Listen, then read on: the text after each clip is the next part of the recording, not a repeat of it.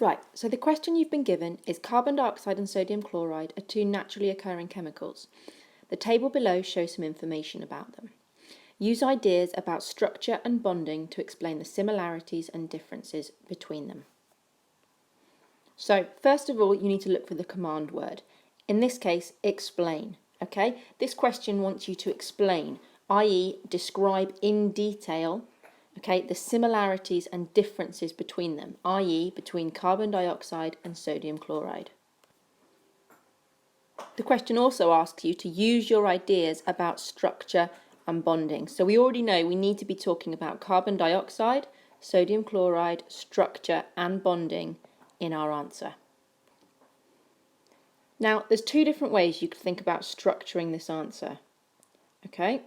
The first is to talk about carbon dioxide and then to talk about sodium chloride. So to explain these things in terms of the structure and bonding, all about carbon dioxide, then to do the same thing, explain these in terms of this for sodium chloride. That's the first option.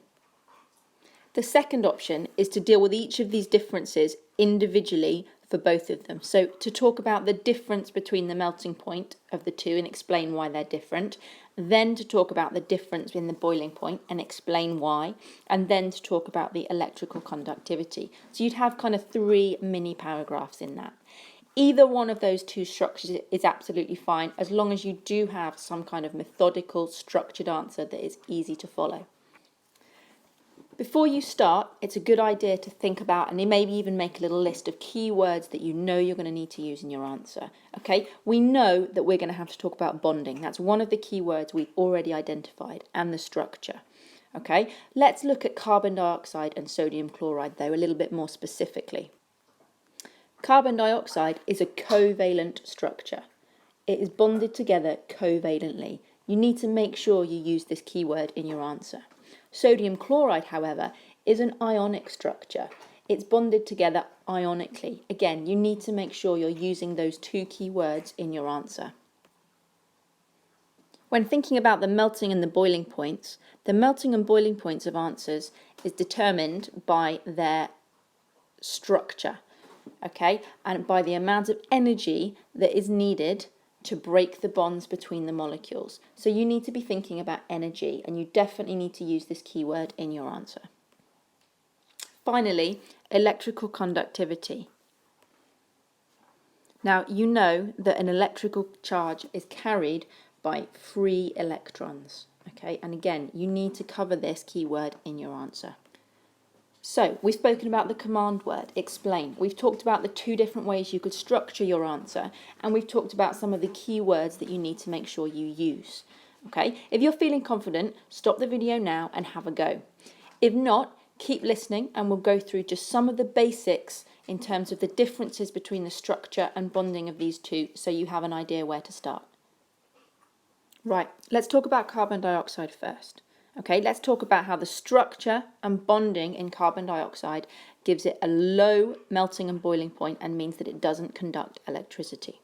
Carbon dioxide is covalently bonded together. Okay, this means that it's a really small molecule. You can see how small it is on this diagram. The bonds between the molecules of carbon dioxide, i.e., not within this molecule, but between it, if I drew another molecule here, the bonds that are in between those two molecules, shown here in red, are really weak. The bonds between the molecules are very weak. This means that you don't need a lot of energy to spread the molecules out, okay? They do it very easily. And that's why carbon dioxide is a gas at room temperature, because you don't need a lot of energy to separate the molecules, to have them spread out as a gas. Because carbon dioxide is a covalent molecule, this means that it doesn't have any free electrons. The electrons are all tied up in those bonds where they're shared between the carbon and the oxygen molecules.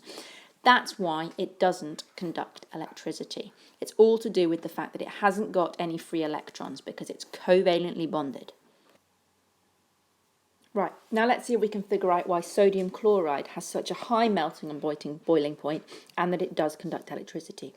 Sodium chloride is made of a metal, sodium, and a non-metal, chlorine. Metal and non-metals form ionic compounds. Okay, they are held together by ionic bonds. This is where the positive and negative ions are held together in a tight lattice, okay, because they are all attracted to all of the other oppositely charged atoms. This means that all of the bonds between all of the atoms in this compound are very strong. An awful lot of energy would be needed to break these bonds and allow the atoms to spread apart, as they would need to do when they evaporate. A lot of energy is needed to make them to spread apart, to break the bonds, and that's why sodium chloride has such a high melting point and boiling point, because when substances melt and boil, the atoms in them have to spread out. Now let's talk about the conductivity. In ionic compounds, there are free electrons. Okay, these are electrons that are given away, so to speak, by some of the atoms. That's when they form a positive charge. Those free electrons are able to carry charge, and they're present in the atom and they can carry an electrical charge. That's why sodium chloride conducts electricity. Right, you should definitely be able to have a good go at this question now. So have a go. If you need to, you can always watch the video again.